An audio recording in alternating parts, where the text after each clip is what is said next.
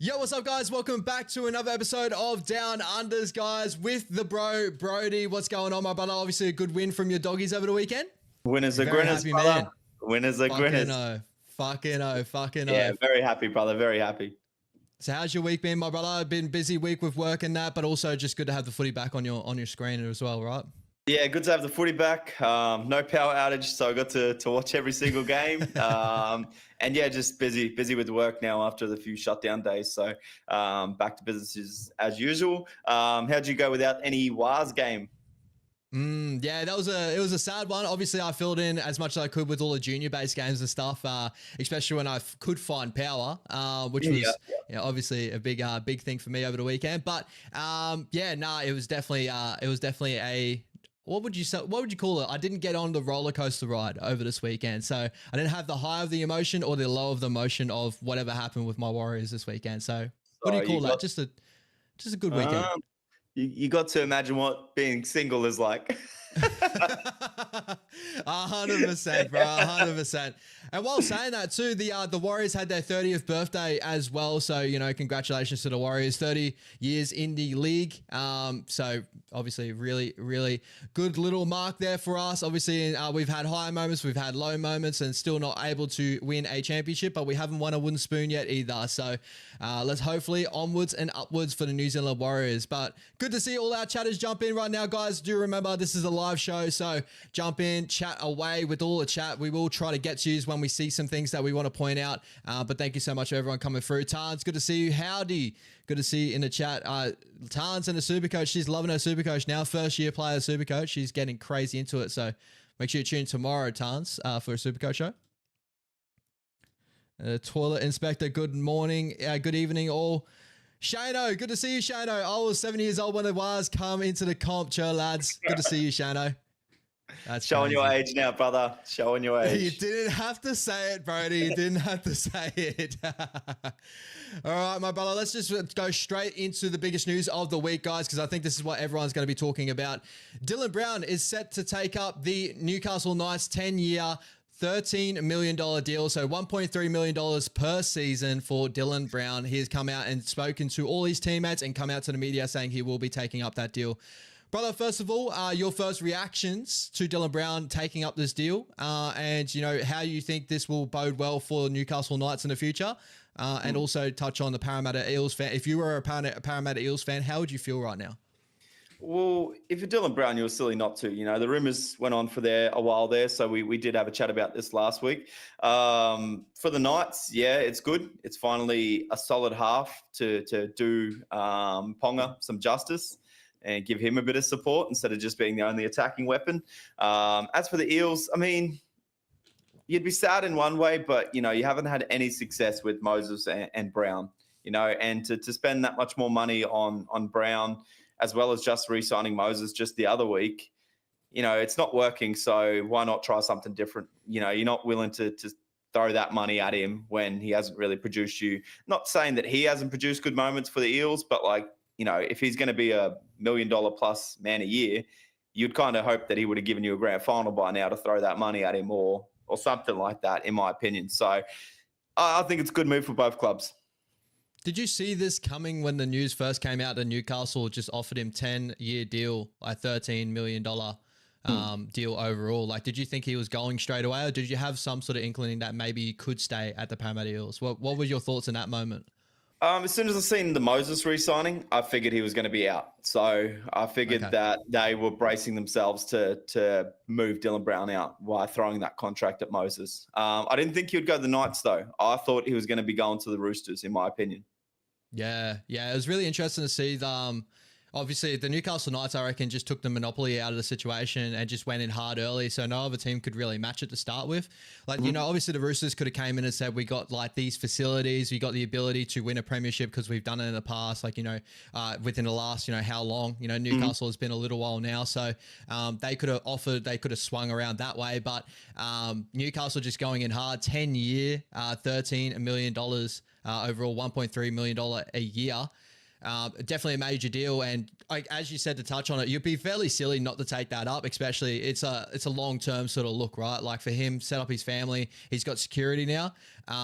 Now it's the real question with KP at the club on big money as well. Dylan Brown's now the highest earner, I think, in the NRL due to this deal. KP, I'm pretty sure, is second or third on that list. The salary cap with the Newcastle Knights, do you think this is pushing it way out of whack, or do you think that the money should be tied up in the spine anyway, so it shouldn't be as big of a deal as what maybe people are putting it out there with?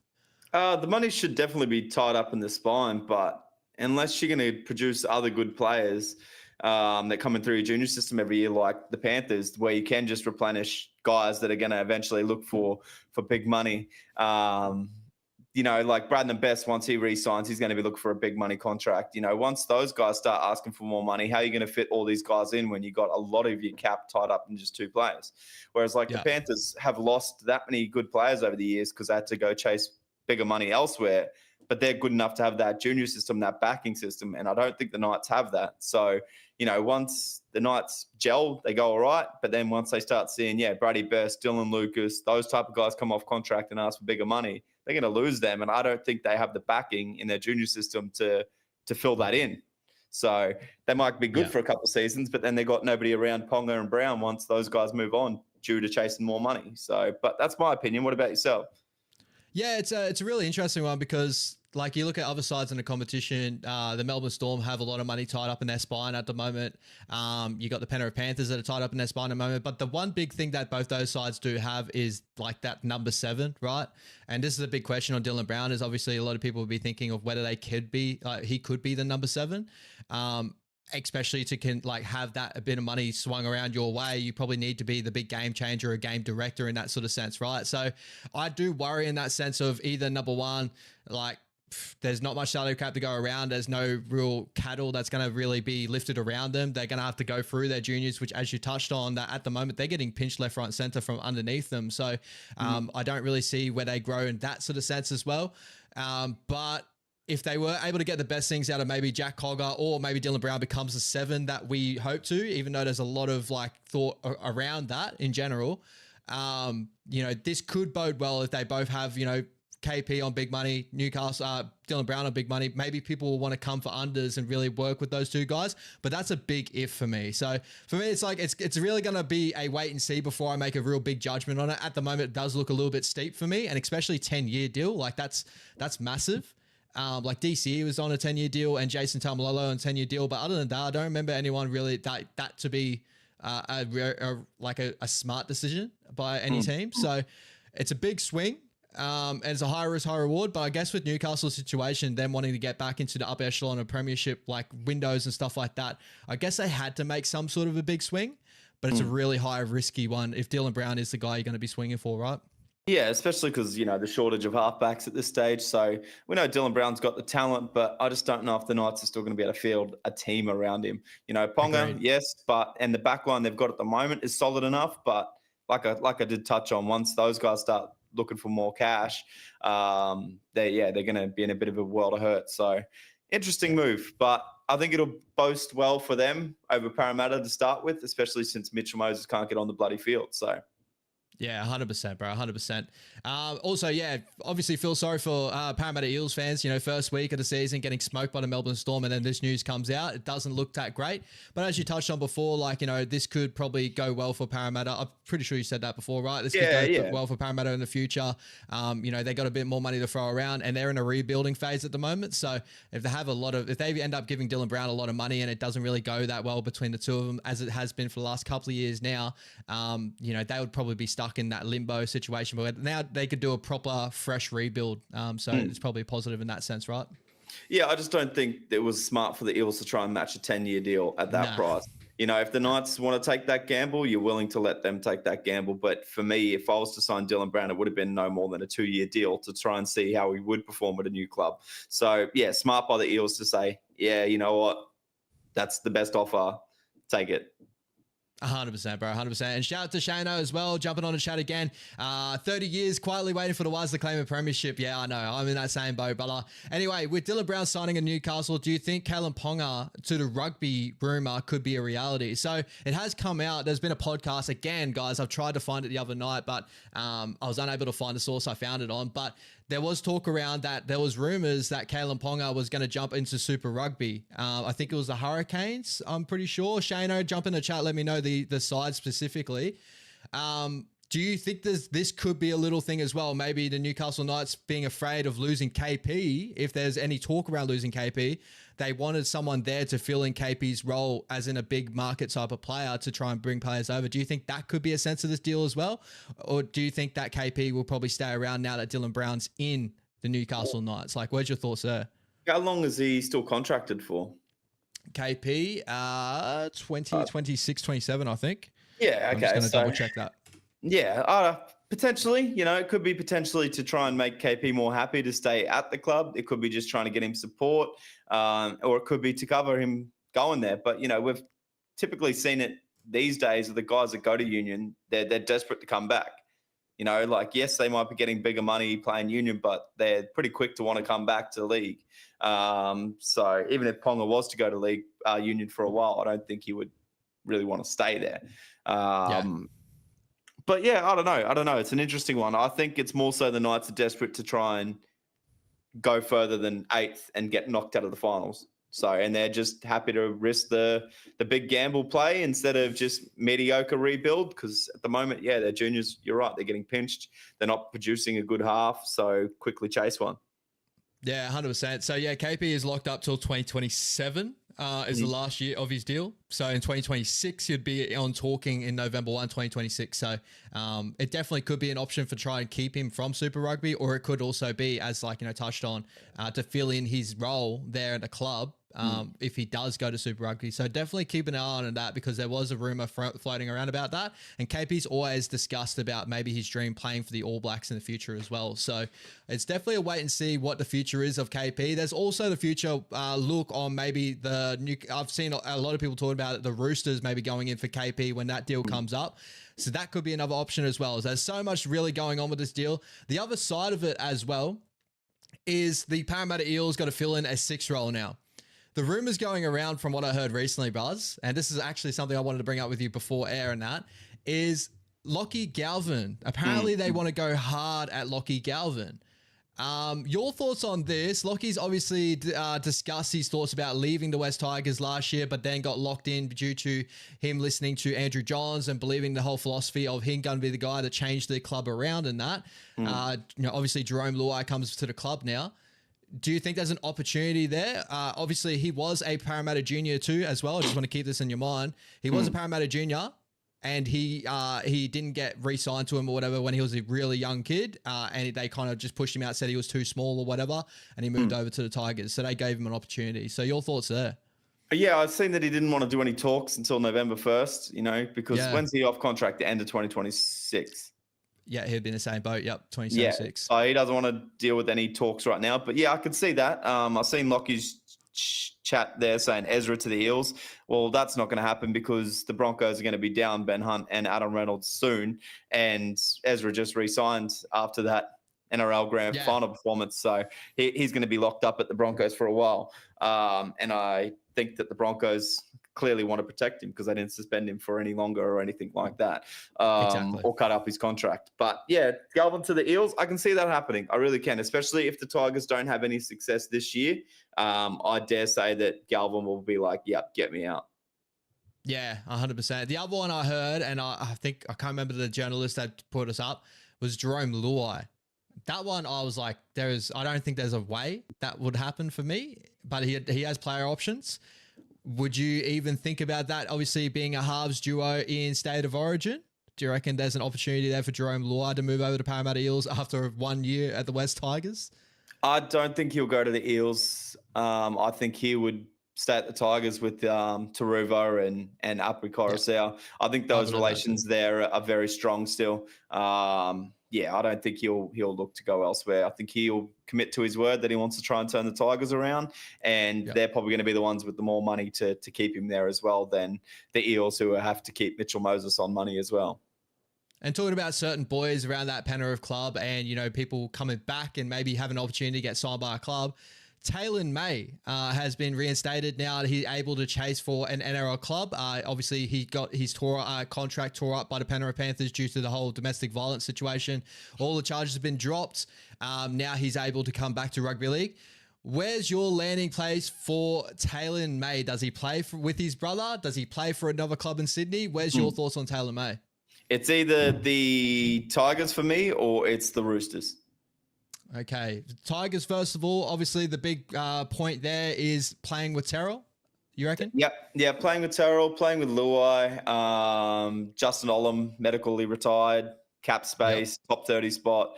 So there's a lot of upside to the Tigers, and the upside for the Roosters is just with how injury depleted they are and the money and the lifestyle that you get at the Roosters. So they're the two clubs that I can see being interested in Talon May, and the Roosters don't care about your past. They really don't. No. We've seen it before. We're talking to those two clubs, bro. Where do you think he will come back and play? Like, obviously, I enjoyed him more so as a winger than a centre when they moved him into that centre role at the Penrith Panthers. But for the Roosters, would he be a centre for you? And then for the Tigers, would he be a winger for you? Is that where you're thinking, or where's your heads at for positioning for Taylor May? I haven't really thought too much into that, to be honest. But anywhere, any of those positions, like, for me, your wingers at the Tigers are Taruva and Skelton. So he would have to play centre. Then at the Roosters, well, your wings are Dominic Young and Daniel Tupou. So he'd probably still have to play centre. But yeah, he's definitely going to have to work his way back in. I don't think he'll have as much of an impact in his return as Bronson Xerri did, but he could prove me wrong. So it'll be interesting. It'll be interesting to see where he ends up, if he ends up back in the NRL.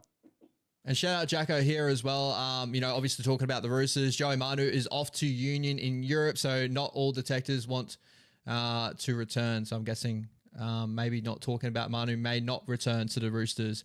I did hear rumors that he was like shifting to move out to go back to the Roosters. If that was to happen, would that just totally scrap the Taylor May move for you? Like in that sort of thought? Or is that what you reckon? I think he's saying that guys that go to Union, not all of them want to return. By the sounds of it, Manu doesn't want to return. But there was chats like at the start of the year when he first went to Union that he already wanted to come back. So I dare say we'll see Manu Vatuvei back in league. Manu Vatuvei, Joseph Manu. Oh, when is he coming back, baby? Nah, bro, he's got too good of another business on the side. Don't you dare! Joey Manu will be back, but it won't be this year. I don't see him coming back this year. Nah. Definitely have to wait and see, guys. There definitely will be a lot of news around this. Tarn's also jumping in. The Roosters also trying to get back Jared Waerea-Hargreaves. But I'm sure that probably will get stopped from happening in general overall with his contract situation. But definitely a lot of talk around the Roosters at the moment, as you said before, bro. They've got a ton of salary cap, especially after the weekend it was. May as well move over to the summary of the weekend, brother. The first big game, the big blowout of the weekend, the Brisbane Broncos getting over the top of the Sydney Roosters, as we discussed, 50-14. Your thoughts overall on the Broncos in this game? I think they were one of the biggest talking points out of the weekend in general. Look fit, look firing. You love the Paddy Carrigan and Payne Haas move, bro. So talk about your thoughts around in that game in general. Yeah, just the way that their forwards played with aggression. It was set from the start. It was set from the kickoff. Payne Haas just on another level. Everyone will say how good Hunt, Reynolds, and the back line looked, but the work was done through the middle. It was done through, Paddy Carrigan, Payne Haas, Corey Pakes, and Kobe Harrington. Those guys really set the tone, and the backs just got to feed off it. It's as simple as that. They looked scary. They look good. My only concern is, I'm not concerned, but my only comeback to all these Broncos supporters going, yep, this is year already, after one game. It's a depleted Roosters side. As soon as you ran in 2 tries, those guys rolled over because they just knew that they weren't going to win the game. When you come up against a team like, Panthers and Storm that are so defensively based and they just turn you away. We've seen it before where the Broncos get frustrated and their egos get hurt. So they just start throwing the ball over the sideline like Walsh does on those sweep plays instead of hitting the man on the chest. They're such a momentum team that it's going to take more than one game for that to swing for me. Yeah, it definitely is a round one sort of like, it's like obviously a lot of excitement for Broncos fans, and I completely would understand it if your team, came out the way it did in round number one. But there is definitely a lot of talking points around it, like how the Roosters look this year, especially after their trial period coming into this game. I thought the Roosters actually, for me, I thought they came in fairly strong in the game, but then the Broncos bullied them out of the contest, and as soon as that had, as you said, they kind of did roll over, and the Broncos just ran through them with whatever they off those little opportunities. The Roosters trying to chase out on the kick and just leaving those the opportunities down the edge, the numbers, the Broncos just stripping them left, right, and center. The one thing I enjoyed out of the Broncos in that performance is the one thing we've been talking about for a little bit for a while now with Kevy Walters Broncos comparatively to what it's going to look like with Madge is I think the system that Madge is going to be running there at the Broncos does look a lot better than what Kevy probably had running. And if they do come into these contests against teams like the Penrith Panthers and the Melbourne Storm, I think their system will carry them to probably boat them a little bit better in those contests comparatively what they were in the past with Kevy, and especially when injuries come into their lineup as well. So, finishing the game, 84% completion rate, a really solid mark there. Well, we saw the Broncos hover around that 75 mark last year. So definitely an uptick in that area. And I feel like a lot of their damage actually came through the middle, more so than years past. I feel like sometimes, obviously, Payne Haas would get the numbers what he would, but usually it depended on what Reece Walsh was going to do out the back off of Adam Reynolds and that.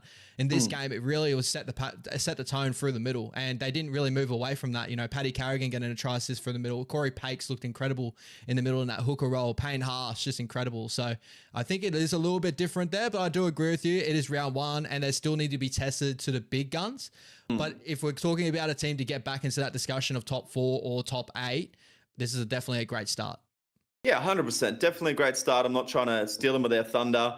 No. But, we've seen that before in the Broncos. We've seen that still games last year, and look where they ended up. It's just about finding that consistency, and I think they will be a lot more consistent this year. They're definitely dangerous. It looks scary. I did like the combination of Hunt and Reynolds. I was a little bit concerned on how they would play that, both being very ball dominant, but Ben Hunt really just took that step back, and he really knew when to inject himself, and it looked perfect. And I think if Reynolds and Hunt both keep that combination going, unstoppable, man, because Corey Pakes just doesn't overplay his hand. He does what he needs to do at a hooker, which is mostly tackle and set up his big boys, and then he gives the ball to the halves, and between Hunt and Reynolds both barking at Walsh, surely that dude will not make too many more mistakes that he was making last year where he got too over Kazeratic. So, yeah, I think exciting times, but yeah, wait till you beat one of those top teams. I think the one player we definitely are excited on, and GT obviously brought us up as well, and we touched on him just before, but, Haas is looking scary as fuck right now. I think the big thing with Payne Haas, and I think Willie Mason hit the nail on the head on Levels podcast when he spoke about this game, is that Madge played Haas a little bit different what Kevy usually played Haas. Like Haas would have played out a full, the full first half and maybe came off for a little spell after halftime and then finish out the game. Where Madge brought him off after that 25 to 30 mark, but really got him to front load and he just put full impact. And it was a really scary looking Payne Haas. So if he's able to keep that system in check and keep Payne Haas looking like that, it's a scary sight for rugby league, because you would believe he's the best or the most talented prop forward in rugby league right now, right? Oh, 100%. You don't see anyone really like him, right? Defensively, he's so sound, but in attack, he's a freak. So if Madge can do that 30 minutes, get his 60-minute stint, but split him up a little bit better than what I think Kevy did in the past, I think it's a scary sight for the league. 100%. And they got the backing there. Harrington's does his job. I really liked Corey Jensen's work last year, so him off the bench is not a bad option. And Paddy Carrigan up front, man, is a weapon. His work went unnoticed, obviously up against Haas's, but he was just as good, if not better, on the weekend. Yeah, unreal little performance for the Broncos. Obviously, round one, guys, we will preface this before we go through all of these sides. Remember, it is round one. There's so much that can happen within the season. So much can change within at least a week in rugby league. This week they go up against the Canberra Raiders. I think that's a good little test there too, because Ricky usually has those guys humming to start the season. But we'll have to wait and see there. Moving over to another massive game of the weekend, we had the Manly Seagulls just blow out the Cowboys. Was this a different Seagull side that you saw here, or was this like, so what would you put more food for thought in? The Seagulls being even better than what they were last year, or the Cowboys just being very flat and starting off the season on the wrong foot? It's so typical from both teams, I guess, when Yeah. it's Manly on a high and it's Cowboys on a low. We've seen that last year a lot as well, where Manly would just have these games where they look like world beaters and the Cowboys just look disinterested. And then, next week we'll probably see Manly, oh, well, for you, you're hoping that we see Manly just hit a flat line, and the Cowboys will have like a killer performance, So it's just such a typical performance of a high and a low for these two teams. But yeah, Manly, we've been saying it in the lead up as well. On paper, Manly should not miss a beat this year, but consistency is the biggest thing. But yeah, scary performance from them as well on the weekend. They looked great, and Tom Trbojevic, outstanding. Oh. Yeah, I was about to say, there's 3 names that I'm circling out of this game for me that were like, oh my God. Tom Trbojevic was definitely number 1 for him. We've been talking about Tom Trbojevic for a long period now. We talked about him in the Pacific Championships. Guys, if you want to go check out our past live streams and our thoughts overall on Tommy in those series. But we're big believers that if Tommy Trbojevic is healthy, ready to go, he's the best fullback in the competition right now, right? 100%. 100%. Yeah. Say less. The other name that I want to bring up to, DC, obviously, just aging like fine wine at the moment, but him just on a flat track, playing front foot footy. There's probably there's not too many other halfbacks that do that other than maybe Nathan Cleary and Jerome Hughes in the competition. So he just keeps doing what he keeps doing, right? Yeah, you hate him, but he does a good job, and he definitely knows how to play his weapons and how to get his team rolling through the middle, and just doing what Manly do. So when they're on the front foot, yeah, he is one halfback to try and control. Yeah, 100%, bro. And the other name I want to bring up is Haumole Olakau'atu. He is looking like an absolute juggernaut to start the season, bro. Yeah. Your thoughts on what he could become, or maybe even what he has already become right now? Haumole Olakau'atu. Terrifying. That dude is terrifying, honestly. I feel for your boys this week. Yeah. I really do. But yeah, like that. Yeah, he's scary, and he's so talented. He's so talented for such a big boy. And we knew he was a talent from the start, but you could tell that he was fresh to the game, coming from Union, and now he's really settling into league and understanding league and how the movement works and defense and everything like that. Like, and he's fit. He's so fit. Oh, he's scary. He is so crazy. If he was ever wanted to come over to the New Zealand Warriors, I'm sure, like, I can already see the signs right now. Olakau'atu, baby. Let's get him over here, man. He'd be incredible.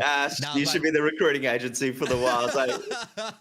It'd be incredible. But he definitely, he's looking like probably, would you say maybe better than that Penrith Panthers Viliami kick out, especially when they put him on that late sweep out the back. He's got beautiful ball playing on him too, but when he turns and just goes, I want to unleash on defenders, he's just running over everyone. Like Tommy Dearden, bro, I'm sure he's going to have nightmares for the next coming weeks of having to come up against him. And he's got Britton Nakota coming up this weekend. Obviously a little bit lesser of a body, but fuck, man, like Tommy Dearden, what he's going to have to contend with the last couple of weeks. I feel for that guy. He's normally so defensively sound as well, but yeah, look, I don't blame him at all for the weekend. I don't blame him. Yeah, definitely. The Warriors this weekend, we're definitely going to be having to watch out for Olakau'atu. Unfortunately, we got Shinohara Stavida on that side, probably our better defender out of our two halves, but he's got a definite mission on his hands out there, and it is on RTS's side. Tons, I did see in the chat there as well. With the Cowboys, obviously news coming out now. We will touch on it a little bit more on Teamless Tuesday, talking about the Teamless. But Jeremiah Nanai getting dropped due to his performance over the weekend. Do you think that's a little bit harsh after this game? Left side, move to the left side, or do you think that's a symptom that he's had in his career for a little while now that Todd Payton is trying to nick in the butt right now, right? I think it's definitely just a carryover from last year. I think he's very lazy in defense. We spoke about it a lot leading up. And I think it's just caught up with him. That's why he was dropped from, Queensland. He was left out of that.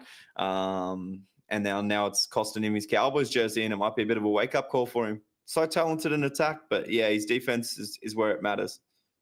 Yeah, 100%. He just needs to learn those reads a little bit better. Like, I think he can whack in defense. Like, I've seen him one-on-one. Like, if someone's running a straight line at him, yeah, sure. but it's a little bit more than that in rugby league, right? There's systems in play, and just you got to play. You got to be a little bit tighter in those areas, and we're just seeing Jeremiah and I just mess up, especially numbers wise. I've seen a lot of videos come out in previous of him messing out in numbers, especially in State of Origin. So it will take time for him. He's still very young, but it's definitely an area he needs to fix up and right. 100%. He needs a lot of work there to be one of the elite back rollers. He's got the attacking ability. And I said sorry to Parramatta Eels fans to start the show, but we're going to be touching on it just a little bit more. The Melbourne Storm, brother, Amy Park, Melbourne Storm. Is there a tougher test in the competition to go to in round number 1? No, fuck no. Like Melbourne round 1, every superstar playing fit, healthy, ready to go. Yeah, look, you just may as well say, look, I'll take the bye this week. We'll start the following. Like it's that bad. And poor Jason Riles having to come straight up against his former club. He knew it would have been happening. How are you supposed to G your boys up when you're going to get smacked? Like, and I don't know, 6 big changes already for the Eels this week. I think that's a little bit harsh that the Eels have made so many changes, but hey, yeah. What do you do when you lose by that scoreline, especially in the first half? Yeah, I said it in my little TikTok that I put out there in my YouTube short that obviously a very worrying performance for the Parramatta Eels, but it is round 1 too as well. But also I think this is saying the difference between a side that has been settled and been building from like a long period of time now. They've had the same spine since obviously Cam Smith moved on in 2020. So like, this has been building for a while now. And when you have a spine that is settled, in the preseason, they don't change anyone in and out. There's no swapping and changing. These guys are together. They have such a really good connection. We've seen them do podcasts together with Ryan Papenhuyzen and all that. Like, this shows that how big connection is in rugby league. And then when you have a coach like Craig Bellamy, that's just instilling hardness. The Melbourne Storm, bro, they are just on a different level.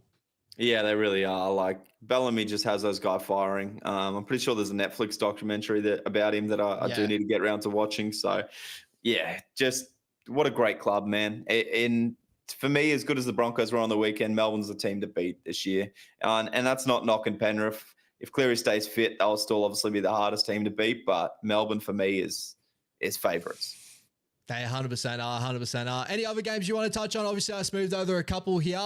We got the West Tigers going down to Newcastle Knights. That was a real scrappy one. Again, I don't really know how much to take out of either. So, like, I see a lot of West Tigers fans being very positive there, but I'm also going, Newcastle weren't that, like, the amount of errors, bro.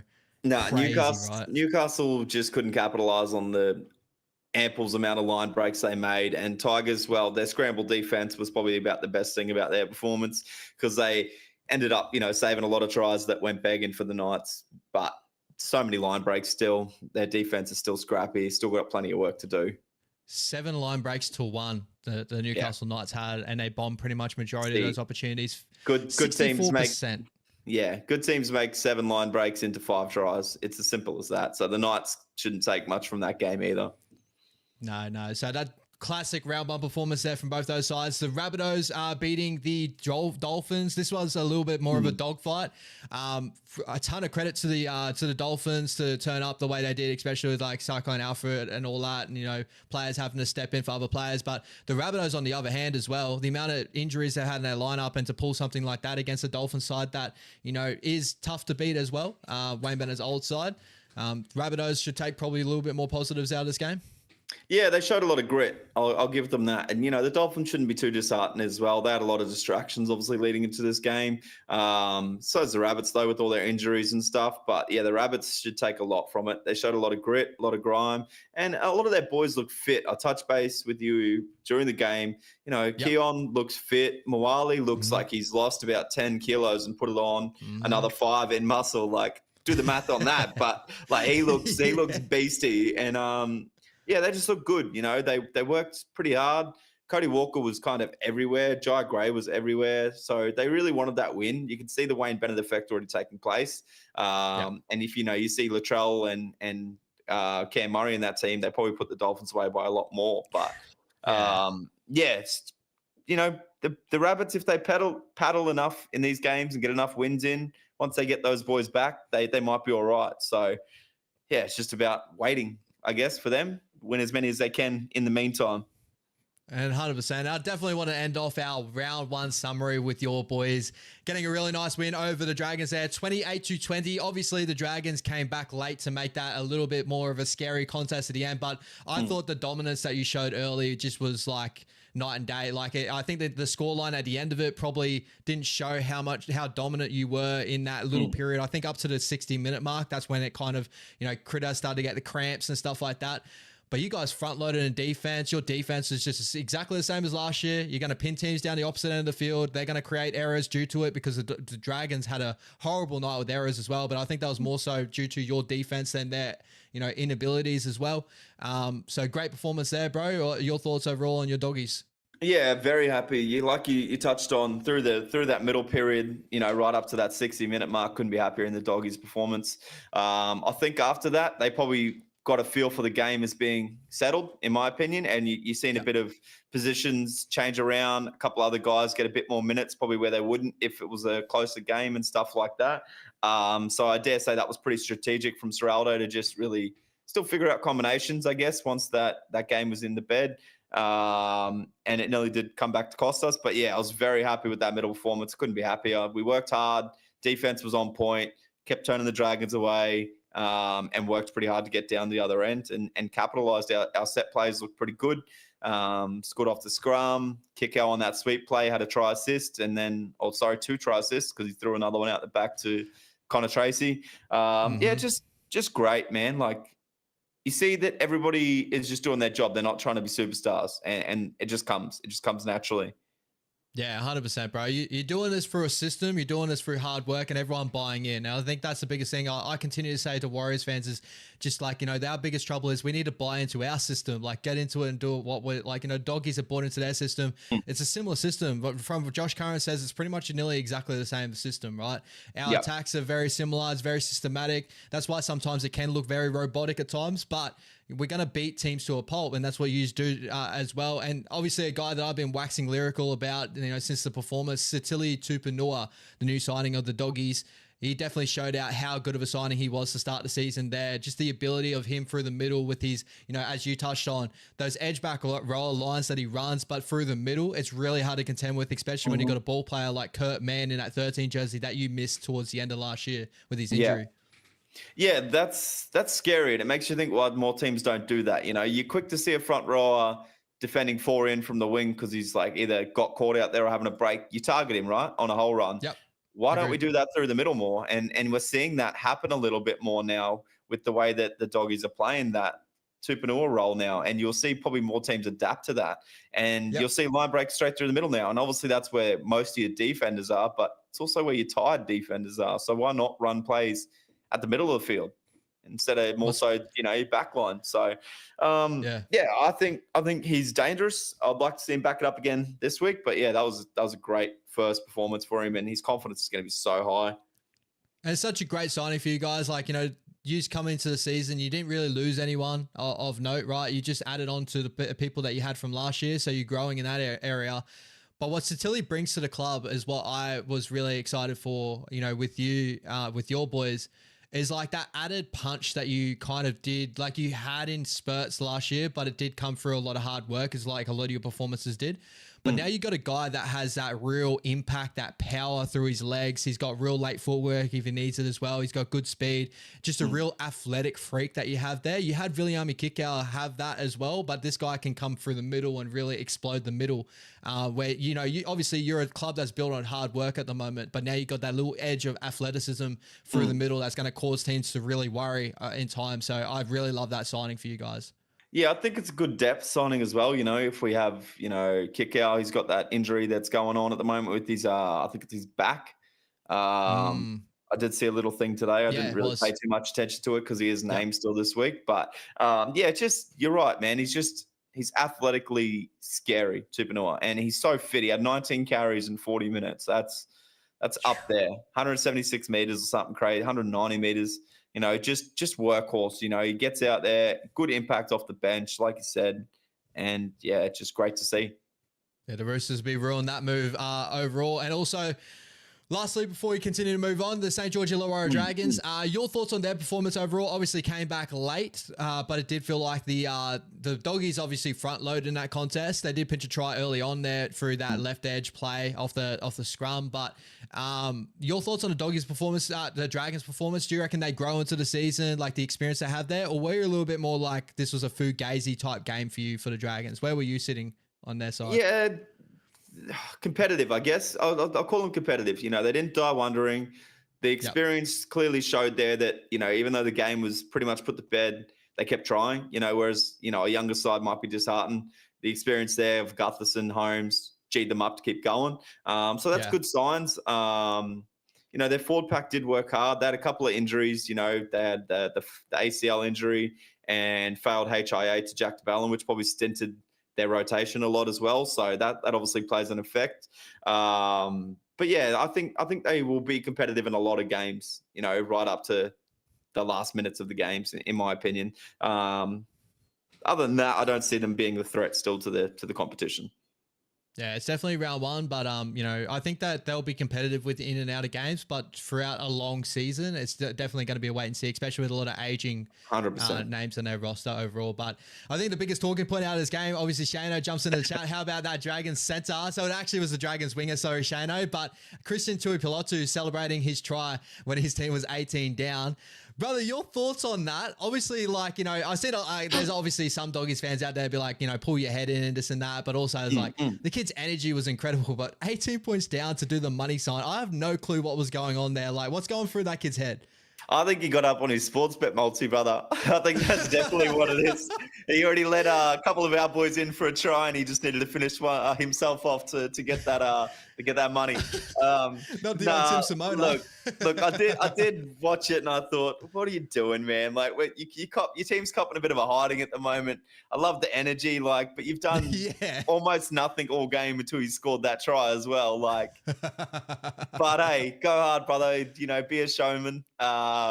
Get the eyes on you. You know, any publicity is good publicity, and well, you can't knock the guy because, you know, he's done that a few times now where he's scored multiple tries in a game. He scored, I think, 3 or 4 last year in a game. And I don't even think they won that game. So it's just maybe how he is. Bring that energy, I guess. But yeah, really look at the scoreboard, I guess, because that's going to be the easiest comeback to you celebrating. This hasn't been the only time he's done this either. Like, you know, he did this in a winning side last year when the Dragons beat the Broncos at Suncorp, and he was chirping Suncorp fans. It was so crazy to see. Broncos fans obviously go crazy there too, and they were giving it to him. So, like, he's quickly going to become one of the most hated, you know, players in rugby league for your team to go up against. So I may as well, we'll throw it over. I got a little one I want to throw over to you, brother. Give me your top 3 players that you hated your team going up against. So players that when you as a Doggies fan or a New South Wales Blue fan, that you walk out and he's like, I hate this guy for this reason, whether he's really good at football or whether he was an absolute grub to your side. All right. First off, it's got to be Justin Hodges. and you know it's Justin Hodges. That dude was a bum, like, honestly. Well, guess what? We brought in Justin Hodges. Good one. Oh, no, bro, look, Justin Hodges for me, bro. Like, he was just, I don't know. Everyone raved about him. I thought he was always a grub, and it just rubbed me the wrong way. I don't know. It was so good seeing him get knocked out in boxing a few times. Oh, you would have loved that, bro. Give us your number 2, bro. Give us your number 2. Cameron Smith, just from how smart he was, how good of a player he was, and how much he got away with. You know, like, I swear he was paying the ref, and the way he would talk to the ref as well, like knowing he had a bit of pull, and it just really annoyed you, and you just think, fuck, someone please just like smack this old motherfucker. But he was just so good and so smart that he wouldn't put himself at risk, and he knew how to work the referees. He knew the rule book so perfectly, and it would just rub you the wrong way when your team was playing him. Yeah, honestly, bro, like you hit the nail on the head in that one. It was like Cam Smith. I think it was just honestly the way he goes about his business and he goes up to the referees and that. And he just always had time. Like he was one of those players, like there's been some of these players around the league that when he gets out of dummy half, I was screaming out for a lot of times too, like get someone in his face and shut him down. Like you respect him too much, but you know, that's what he got away with, right? He had so much time. He stripped teams apart. And then with the referees, they couldn't see all the other stuff he's doing, like the double knees and the ruck. Yeah. Like, man, good old Cam Smith, He baby. just had Good that old Cam aura. He Smith. just had that aura, didn't he? Yeah, 100%, bro. Who's your number one, baby? Billy Slater. Oh, that's a big one. I can understand this too. I just think he was a bit of a fucking bitch. Like every time he would get hit and he would like play for a penalty and just be a bit of a soft cock, you know, like especially in the day and age he was playing where it was like it was hard, it was physical, but like he would milk for penalties and the time that he put his foot out and like karate kicked one of our doggy players on the kick chase, just shit like that. And like he was good, don't get me wrong, I'm not knocking him for being good, but No. just a bit of a soft cunt. And he was like a sly grub. Like he wouldn't make many tackles throughout the game, but when he would be being like the dirtiest shit in the tackle. Bro, he definitely would rub people the wrong way. If you weren't a Melbourne, like obviously at the end of his career now, you can look back at him and be like, yeah, incredible player. As you said, you can be an incredible player while also being a grub or being like, you know, those sort of situations, right? But he honestly used to rub me the wrong way a lot of times too, where I was also being one of those people. I became a little bit of a hater. I was like, he's overrated. Like, but man, like, you know, you couldn't like, it's honestly because of he was so good and he just strip your team apart, but he'll do those little things that irk you, right? It's the emotion he shows in the contest. The karate kick in the air is the big one that you pointed out, right? Too. So yeah. Good old Billy Slater, bro. I didn't see that one coming, but I could definitely see it now. Oh, I'm glad you can understand. Give us yours. I won't throw Brent Tate in there. I'll leave him out this time. Thank God you didn't, bro. You didn't throw my bro in there, man. Good old Brenny Tate. I got his back. Throw him in there for having a neck pad. Oh, don't you start. No, my number 3, and as I kind of touched on before, this is not because of like anything other than he just always plays his best games against us, and that's Jerome Hughes. I think like all New Zealand Warriors fans know this, is whenever we go up against the Melbourne Storm, it's always a tough night out. But that guy always has his best performances against us, and it always irks us. Like it sucks so much as a Warriors fan, bro. Yeah, you do tell me this one all the time. He breaks your heart every time he plays you guys. He'll just have a killer performance. And I think Ash will be trading in Jerome Hughes on Supercoach just for the Wars games. No, get rid of him. Get him out of here. Come over to the Wars, baby. We've got a room for you. My number 2, brother, this one is more state of origin wise as a Queensland fan growing up. And maybe even NRL too, because he was a grub in NRL as well. Luke O'Donnell. Oh, yeah. I hated with a passion when I was little Luke O'Donnell. Like, obviously, growing up, I can appreciate a player like that now. But when you're in the moment and you're emotional and you see that guy just get grubby into the contest, so we're talking dropping elbows, knees, like he is the grub of all grubs. And then when that moment, the fights in State of Origin, seeing him out there, when I'm a 6-year-old boy, I'm going, Dad, I'll get there one stage and I'm going to knock that cunt out. I swear to God. And I'm going to ring him up to join the show next week and see if you want to go toe. Shout out to Luke O'Donnell, bro. Like, yeah, he's a great player for what he is, but man, he rubbed me the wrong way when I was a young boy, man. Oh, crazy. I can see that. And my number 1, I'm sure Warriors fans will pick this up. Guys, chuck in your chat and also in the comment section after the show as well. Who's your top 3 players that you hated playing against, as your team played against and all that? Mine is, for all Warriors fans out there, I think we all can say it in one go, Big Nelson Asofa Solomona.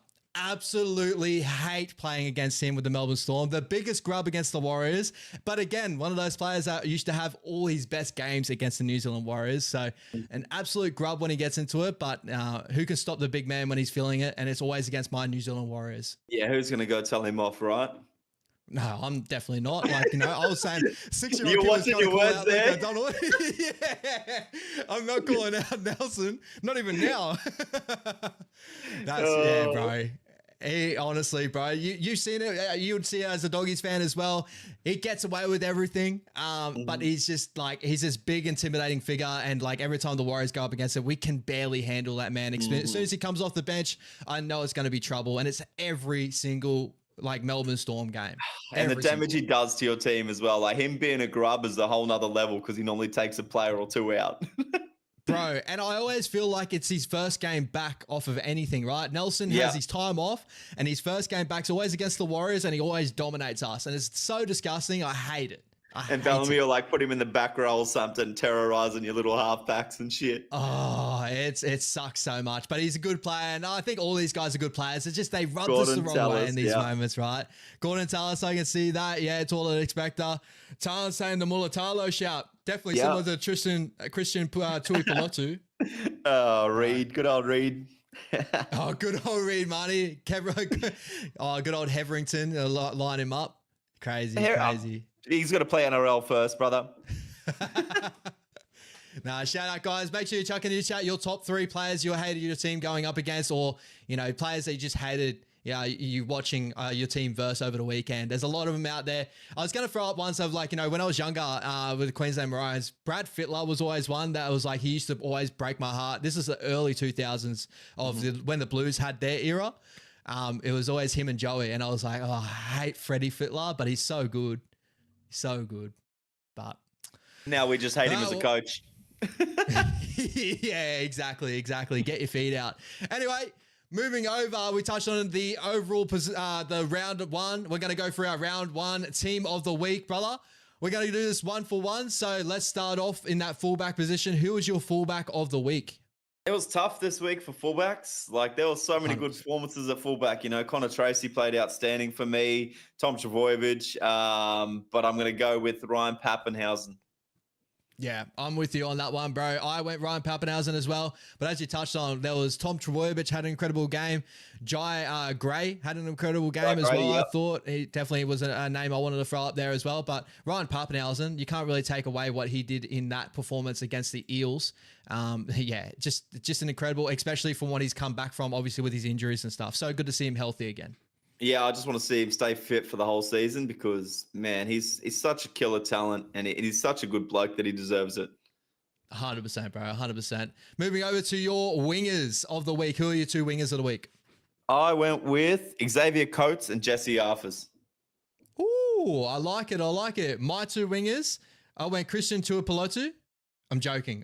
I went Xavier Coates and I went Xavier Savage, just off of the Vegas round. So I know Xavier Savage, obviously the multiple try scoring moments that he was a part of, and also Xavier Coates. I thought he was a man amongst boys over the weekend as well. Some big moments. That massive line break he had against the Eels, sprinting down the sideline. I was like, is that GI back out there in that football field or what? It was crazy to see. And the try scored off the kick, yeah. Xavier Coates was a must. Why Xavier Savage? Were you excited about his performance? Or do you had Xavier written on there twice?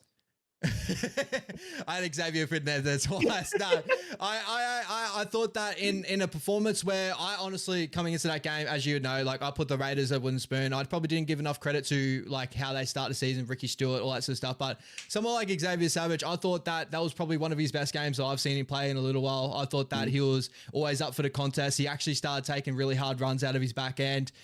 He had a lot of good try scoring moments. Obviously, the big intercept was a big one to start with. I think he ran for over 200 meters and that, so I think it was pretty hard to leave out for me. But there was obviously other good ones. Obviously, with Jesse Arthurs that you had there was a really good one. I'm trying to think of other ones I had on the top of my head, but yeah, that was definitely the reason why Xavier Savage for me. Yeah, I like it. Moving over to our centers, bro. Who is your centers of the week? I went with Jesse Ramian and Shibasaki.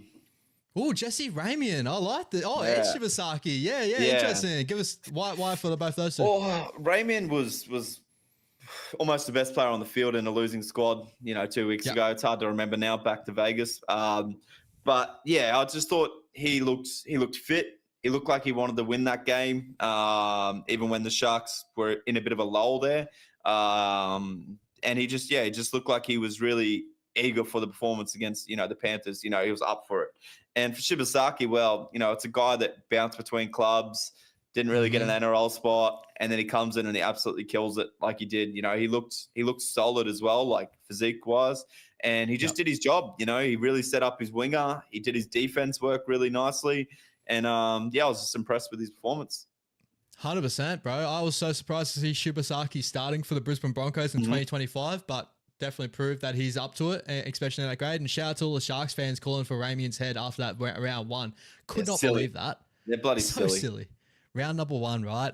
Nick Meaney and Robert Toya were my two centers of the week. Obviously, Nick Meaney, I thought he had an incredible performance. Everyone was calling. Obviously, Jack Howarth had a really great performance as well, but I thought Nick Meaney was really solid. Had a lot of great moments, especially the goal kicking boot as well. It's pretty easy when he had the right in front of the goals most of the time, but I thought he was good. Nick Robert Meaney. Toya, bro, unreal. On debut, man. Is it on debut?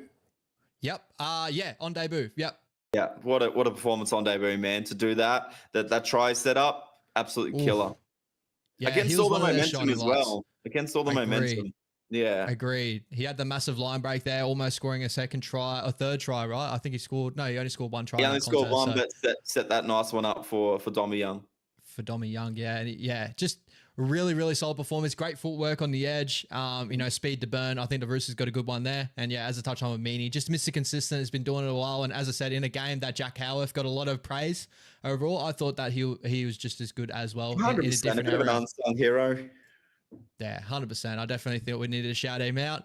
Moving to the halves, I think we got the similar halves here. Yeah, I went with Cam Munster and Luke Metcalf. Oh, sorry, that was worst team of the week. You didn't have to do it, did ya? I'm sorry. I went with Cam Munster and Adam Reynolds, brother. Adam Reynolds. Oh, that's interesting. Yo, all right. Yeah, sweet. Adam Reynolds. For me, I went Cam Munster and DC. But Adam Reynolds, you're obviously very impressed with that Broncos performance with the way he constructed everything. Yeah, I think he looked comfortable. He looked really like ball on a string type performance. Dominant halfback. It really showed that he's still the main man, even though Ben Hunt's there, and Ben Hunt allowed him to do that. So, team of the week performance for me for those two guys. Yeah, 100%. As I said, I had DC and Munster. I thought DC's performance for Manly Sea Eagles to pair up with Tommy Turbo and that was incredible. Cam Munster, bro, we can't say too much. Like, incredible. What injury? Right? What injury, eh? Oh, bro, he looks like he's ready to go. And, we definitely were waxing lyrical about him coming into the season, with our player awards, stuff like that. He looks like red hot to get that 6 jersey back for Origin and maybe even that 6 jersey back for the Australian Kangaroos. I could 100% see it if he stays fit and healthy. 100%, bro. Moving over to our front row pairing, who is going to be our motor room in the middle? Yeah, I went with Payne Haas and Suli Tupanua. I know he came off the bench, but yeah, Tupanua for sure. No front row scores a double. Yeah, I love it. I love that. I went Payne Haas and Paddy Carrigan. I just went the duo there. I thought both of them were incredible as well. Paddy Carrigan getting his try assist in the game as well. Just Payne Haas, bro. Dominant.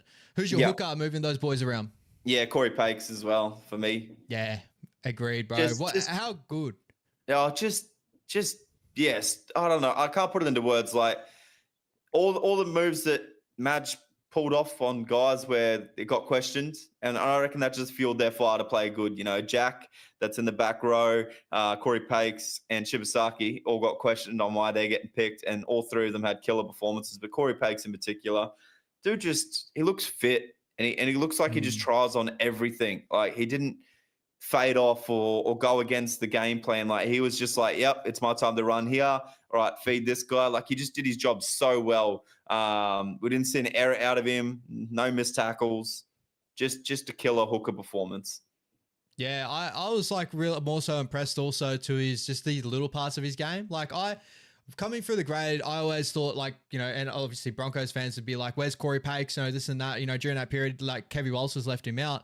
They're always like, he's such a good runner of the football. So I knew he was a good runner of the football, but his ball off the deck is like really solid. Like he had that one moment in that scrum.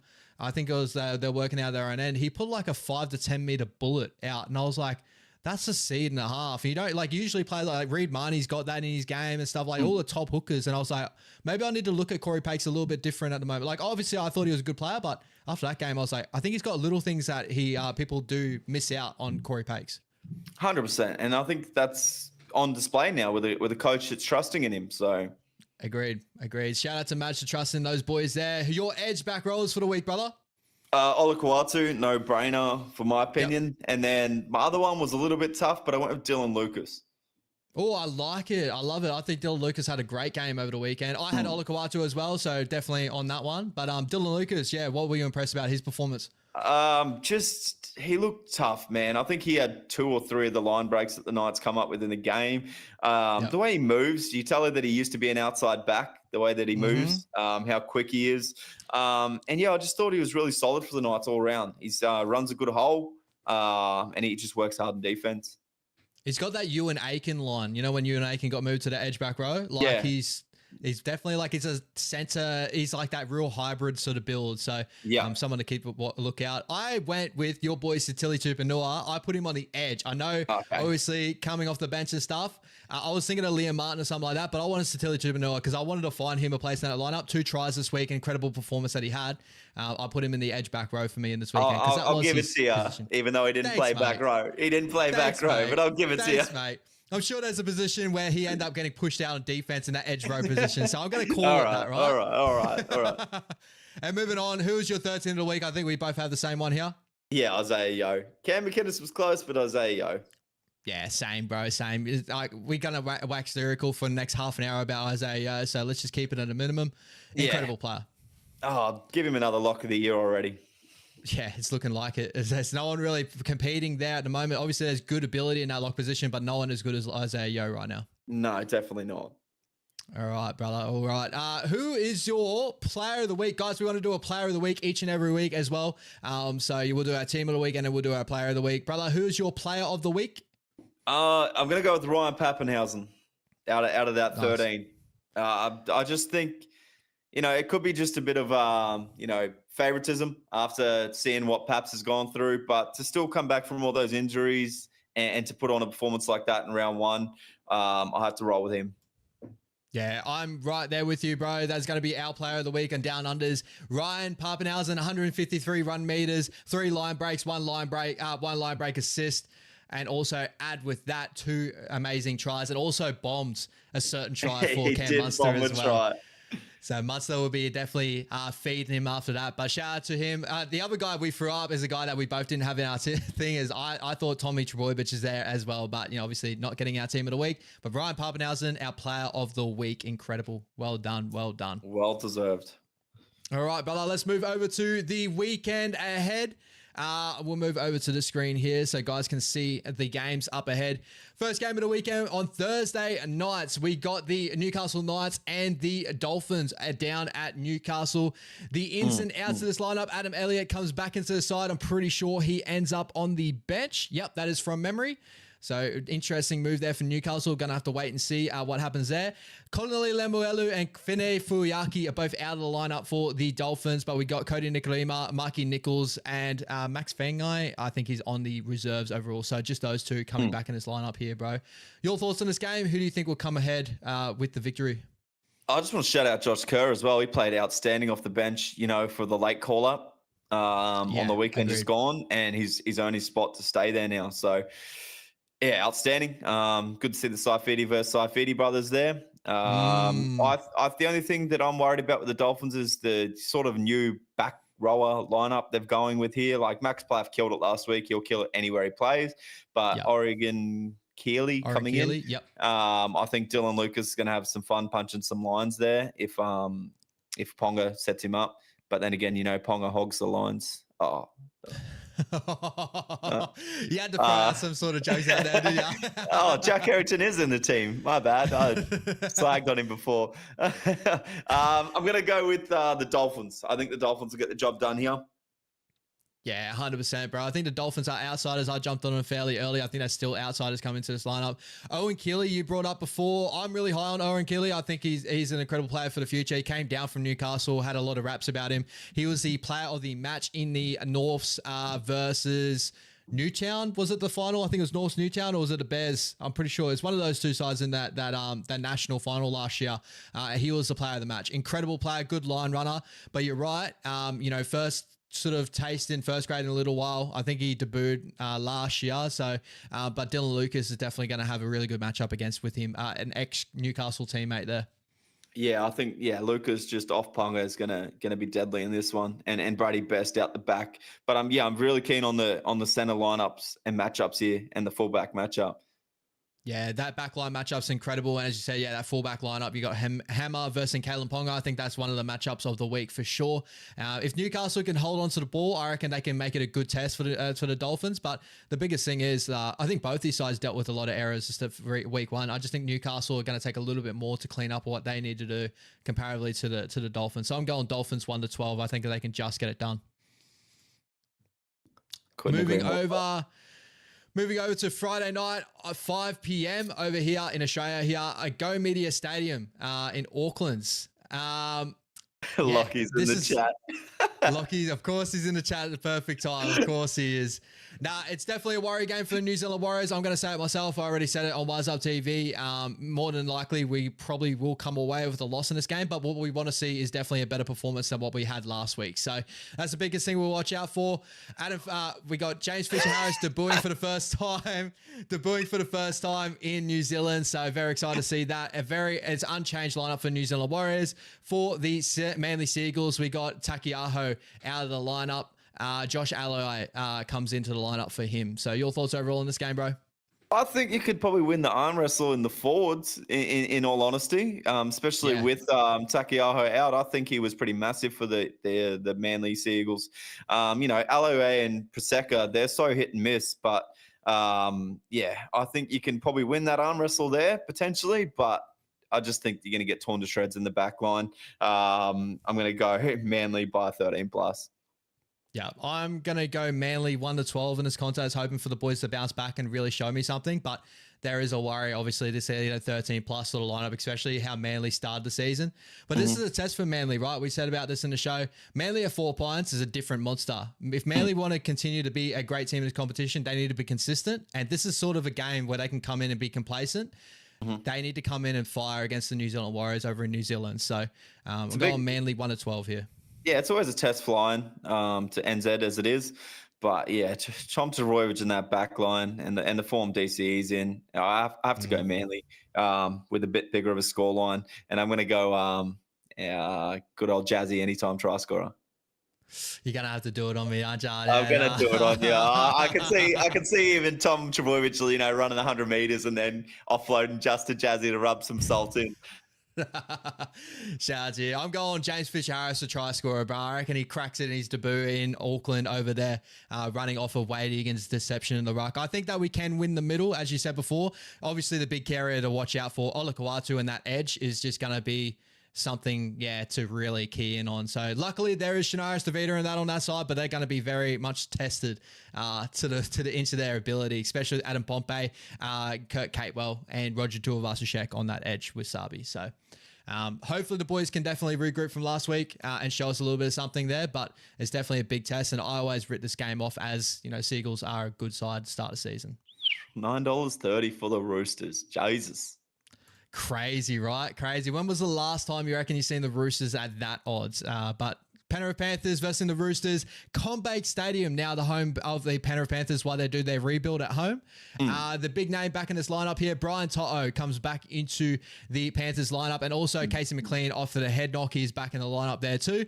Victor Radley, the massive out for the Roosters here. So obviously the head knock of last week. But what are you thinking in this game? Yeah, so no dance moves for Toto this week, which sees him fit and healthy. I think everyone's forgetting that Penrith aren't going to get to play at Bluebet, and they definitely are very hard to beat at Bluebet. So this is a little bit different for them. They won't have as much momentum, but don't get me wrong, they're still going to win this game, and they're going to win 13 plus. And I'm going to go with Liam Martin anytime try scorer. I actually really like that. I really do like that Liam Martin try scorer. I think, again, just echoing all your thoughts there. I think the Roosters are going to take a little bit of time before they really find something. It does suck for them. They go from the Melbourne store, not Melbourne. They go from the Broncos the first week there, getting smoked, and they go up against the premiers of last year of the Penrith Panthers that look like they haven't really skipped a beat just yet. We're all expecting maybe a little bit of a drop off, but it's just not looking like it with the Penrith Panthers right now. So I'll go with Penrith 13 plus. Yeah, especially with that bench for the Roosters, like they might be able to hold in for a while there in that first 20, but that bench is so inexperienced at the moment for the Roosters. Billy Smith named in the reserves here. I'm not too sure if we'll see a late change there, but other than that, I think this is going to be the way it's going to be coming into this game here. Obviously, the Roosters, they've had a couple of players go down with an illness, the VAR boys, and obviously Nat Butcher's out with injury too. So they're down with a little bit of troops, but still a fairly good side there. But the Penrith Panthers, they're just going to do what Penrith Panthers thinks, right? Yeah, definitely. And I think Chad Townsend is doing the opposite of DCE, and he's aging worse than fine wine. Moving over here, bro, to our Super Saturday. To kick off our Super Saturday, we got the Dragons versus the Rabbitohs at WIN Stadium. I've always said it, the Dragons are always a very hard beat at WIN Stadium. Do you think the Rabbitohs can knock them off? Obviously, the big ins and outs too, guys. Sorry. Jack Whiten is out in his lineup here. Tyron Munro, unfortunately, out as well due to another broken collarbone. This is his third or fourth one running on a trot. So all hopes and prayers, obviously, hoping that Tyron Munro can get back and healthy in the future. Ryan Couchman, obviously doing his ACL as well for the Dragons, which is really unfortunate. So thoughts and prayers with him as well. Your thoughts on this game, brother? You think the Rabbitohs can upset the Dragons at home, or do you think the Dragons will just keep on keeping on from the loss last week and just upwards trajectory? I definitely think the Rabbits can upset the Dragons in this one. I think the odds are a little bit too exaggerated. I think, you know, the forward pack here is going to go toe for toe. You know, it's not much between them, in my opinion. And, you know, the Dragons have a little bit more in the hooker positions for now. But and the back line, you know, the back line of the Dragons is probably a little bit better at the moment. But Humphreys looked great. Campbell Graham looked outstanding in his return. Actually, shout out to Campbell Graham. He actually probably should have almost got my centre slot in the team of the week. Yeah. But I don't know. The Rabbits just showed enough grit for me to give them a chance in this one, and it wouldn't surprise me if they knock off the Dragons. I'm obviously I want to shout out Jai Arrow from last week as well. I didn't really touch on him before, but he was a man possessed over the weekend as well, especially defensively. And Keon Kalamatangi, like that edge back roll partnership was really solid the other night against the Dolphins. I'm going to sway the way of the Dragons. As I said, I just give them a little bit more of the edge there at WIN Stadium. They always seem to come away with really good wins there. And, you know, the Rabbitohs had a really cracking performance there last week where they had to dig deep, I did think, in that game. Can they do it again? For sure. They've definitely looked like they're going to be a hard side to knock off even when they're low on troops. But I think the Dragons at home will probably just give them the edge for a 1-12 win for me. I want to go Rabbits 1-12. Oh, do the Rabbits have the Knights or the Broncos next week? They have. I just want to know because I'm like, the Sharks. I was like, are they just like putting Bennett up against all of his former clubs to start the season? Like, no, all good. And then they got the Broncos. Yeah, like that's what I was thinking. Like Broncos, Knights, like what's going on?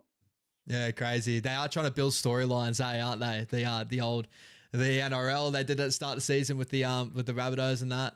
So we'll have to wait and see. We got the Cowboys versus the Sharkies up at Townsville, 4:30 on your Saturday, brother. Obviously, the big notable name to drop out of the lineup here, Jeremiah Nanai, misses out due to being dropped by Todd Payton. Jake Clifford gets into the extended bench. I'm not too sure if he'll be a game day decision, whether he comes in for Duffy, but Duffy does reclaim his spot for now. The Sharkies pretty much unchanged top to bottom from that Vegas side overall. So do you think the Cowboys can bounce back at home, or do you think the Sharkies will just, this is where they start, showing teams that, we're a top four side again? I think the Cowboys will bounce back a little bit, but they won't get the job done. I'm going Sharkies 1-12. Yeah, I'm going Sharkies 1-12 as well. I do think that the Cowboys will be a little bit more resilient. But I think the Sharkies, after losing to the Panthers, they'll want to get on a winning track sometime soon. And I think this is the game to start off with, right? I think so too. For sure. Yeah. Shout out to Kai O'Donnell as well, getting a spot there. Obviously, with Jeremiah Nanai, a really good talent that's come back over from the Super League. He shot over from the Super League from the Raiders from memory in past, but a really good little player. So keep an eye on him coming into this game. But he's got a tough test. Just want to touch on that comment in the chat from Shano. Duffy had a meh of a game. 100%. Like Tommy Dearden wasn't any better, if not worse, than Duffy on the weekend, and I would have felt really hard done by for the kid if he got dropped off to that performance. Oh yeah. It wouldn't have been a good look, I guess, of the Cowboys and how they want to develop their juniors if they're going to drop that poor kid after one game. So I'm glad he deserves another crack here, and I hope he really does do some good things on the weekend. Yeah, 100%, bro. I'm right there with you. And people have just got to understand, it's like, halfback is probably the hardest position on a football field, especially in the NRL right now with all the systems going around that. Especially if you're a young halfback that has a ton of hype behind you, it's going to take time before you play your best football. It's happened all this time. Like, you know, remember Tom Dearden first cracking into first grade with the Broncos? He was supposed to be the next best thing for the Broncos, and unfortunately didn't find his feet. It took him a long time before he ended up going to the Cowboys and finding his feet and becoming the player that he is now. And as you said, didn't have his greatest game of the weekend as well, but you know, people take time. So allow Tom Duffy. It just wasn't the game for him. Manly at 4 points, and obviously, you know, just Manly when they're on that sort of feel and you got no forwards punching any holes or anything. Yep. You can't play off the back of anything if you're a young halfback in rugby league and you got no front row rolling forward. That's exactly right. And you got to mold to how your players play. It's his first game. Like, cut the kid some slack. It's not easy being a halfback on debut. Nah, 100%, bro. I totally agree with you. The Canberra Raiders go up against the Broncos at Canberra. So the Broncos move over to the Canberra Stadium here. The outs in this lineup, we got Joseph Tapine, unfortunately out with suspension, and Xavier Savage also out with suspension for one more game. We got Albert Hopewade moving into the winger role for Xavier Savage. On the Broncos, pretty much unchanged top to bottom from their lineup against the Roosters, bro. What are your thoughts in this game? A little bit of a danger game for the Broncos, or do you think they just do this smooth sailing like they did last week? Yeah, I think Tarpany being out really hinders the restraint they're going to get through the middle. You know, if Tarpany was there, I'd like this forward matchup a lot. You know, Canberra love that grind through the middle. They would be all right. The way that they play with their offloads, they're making the opposition tackle a lot more. I would love to see that. But Tarpany being out just weakens that just that little bit for me, especially because it just adds that rotation to be a little bit less than when you've got Papali'i coming off the bench. So I'm going to go the Broncos. I don't think it'll be too big of a blowout like everyone's predicting. I'll say it's going to be under 14. Yeah, I'm going to go Broncos 1-12. I do think it's going to be one of those games where they're probably going to have to use the system to get it done. I do agree with you. Joseph Tapine falling out of the side. The Raiders do lose that little bit of that extra punch that Joseph Tapine has to. Like, looking through the rest of their lineup here, you know, Morgan Smitties is up and down, sort of just a workhorse type of forward. Adam Mariota's got a little bit of punch to him, but not so much of, like, when we look at the Broncos, you got Xavier Willison, you got Payne Haas, Paddy Carrigan. These names are very high velocity, you know, incredible running forwards. But, you know, the Canberra Raiders, what they are known to do is stick in contests and bring a lot of energy. And I'm sure they're going to bring it to the Broncos. But I think the Broncos should be able to get it done 1-12 in this contest. And I think that'll be a good result for them. I think so too. Yeah, 100%, 100%. Moving over, we got our first game on the Sunday. We got the Parramatta Eels versus the West Tigers. The Spoon Bowl of last year happens in round number 2 of this year. At CommBank Stadium as well. The outs in this lineup, the droppings we have here, Kelma Tuolangi, and also it doesn't show the dropping of Charlie Geimer, which I'm really upset about. I like Charlie Geimer a lot. With the West Tigers, they bring back major names here. Api Coruscant back in the lineup. Dream Buller back in the lineup here. So obviously, nearly full strength. Don't you dare say Charlie Staines. I was looking at it going, he's not in the lineup. He is definitely not in the lineup. So, but yeah, what do you have in this game, Bella? Who do you think? Do you think the Parramatta Eels will bounce back off of last week, or do you think the West Tigers will just roll and continue to improve from what they started off with in round number 1? I think it's too much for Parra to turn around in 1 week, and I really like Buller and Api Coruscant back. Yeah, I think the Tigers will start with a win here. And I think, you know, the Eels are going to take a little bit of soul searching over the next few weeks. Yeah, I'm going to go.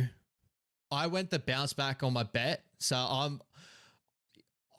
I'm going to go the West Tigers. I'm going to go to West Tigers. I think it's going to be really, really close. I think it's going to take a little bit of time before the West Tigers find themselves, like, you know, especially in attack and stuff like that with you know, Luai and Lockie Galvin. It looks like they are, like, Lockie Galvin's trying to get a lot of the lion's share of the ball at the moment, so they'll need to find their balance there. I do like that from Lockie Galvin, though, as a young player. Like, he's got a lot of, he wants the ball in his hands, and I love that out of a young player.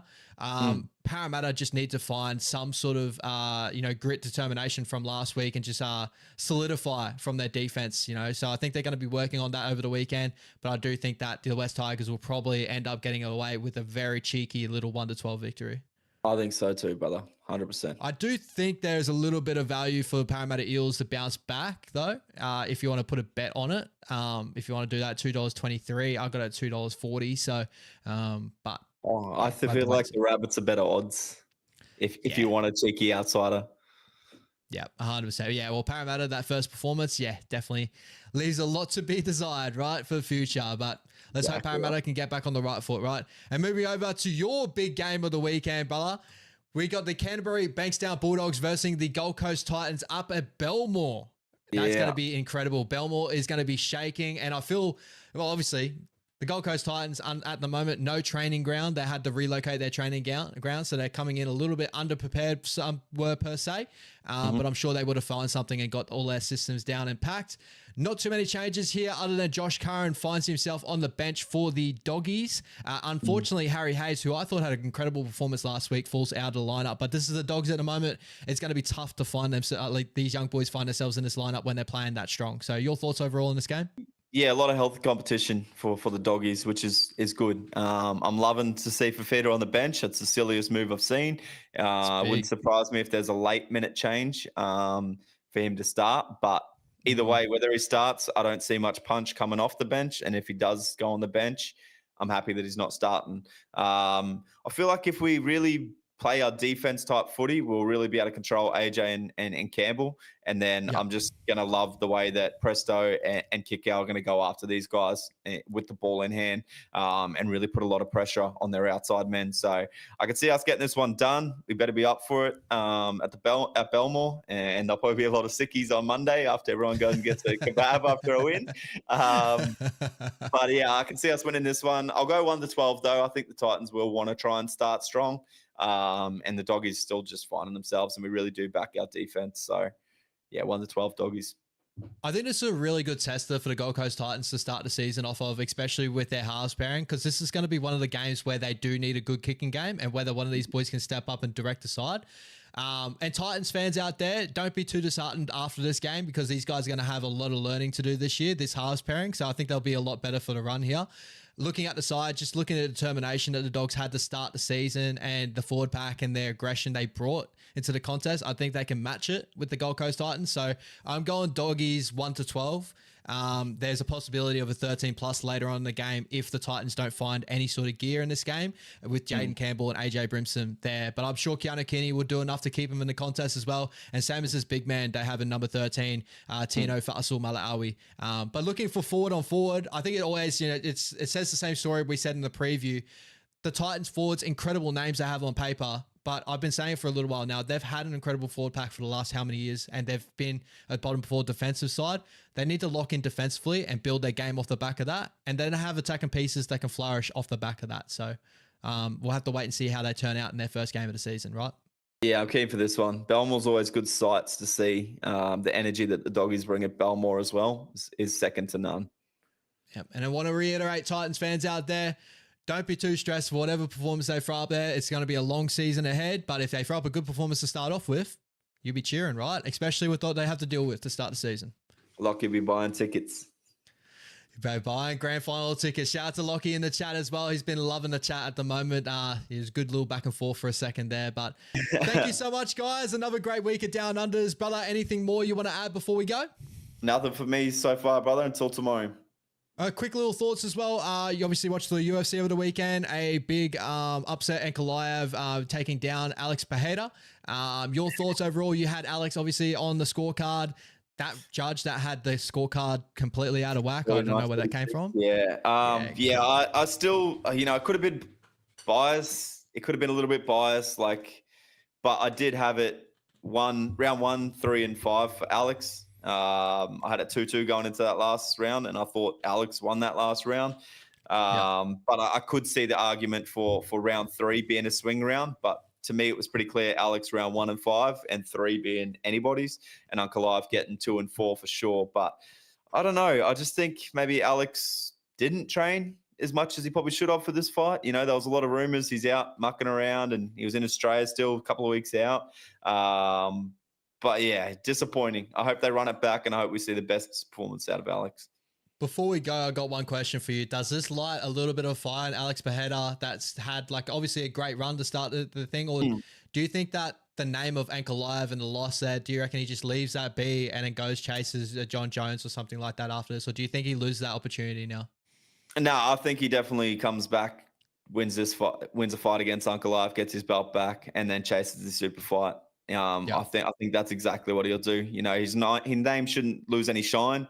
Nah, He didn't get no taken way. down once by a guy that was supposed to be able to wrestle him and maul him. So, Agreed. yeah, I think he doesn't lose any shine. I think he'll come back and he'll probably win in a spectacular fashion, and then go on to a super fight. It's a true test of a champion to come back from a loss, and I'm sure that he'll be fighting and ready to go when they do round that one back out. All right, guys, thank you so much for the chat. Obviously, down on us tonight. Make sure you jump into the chat. Give us your top 3 most hated players that you had to go up against, your team going up against. And yeah, guys, enjoy your weekend. Make sure you jump in tomorrow night for our Supercoach show. Not too many trades. Oh, there's a couple of trades we're going to be talking about, but yeah, get excited for that, guys. Yeah, more a bit of strategy for the weeks to come, and we might have a look at how people's teams did over the week, because we can have access to looking at other guys' teams now without you guys sending them through. So, yeah, sweet. That'd be amazing. Sweet, guys. All right, enjoy your week. Take it easy, guys. Take it.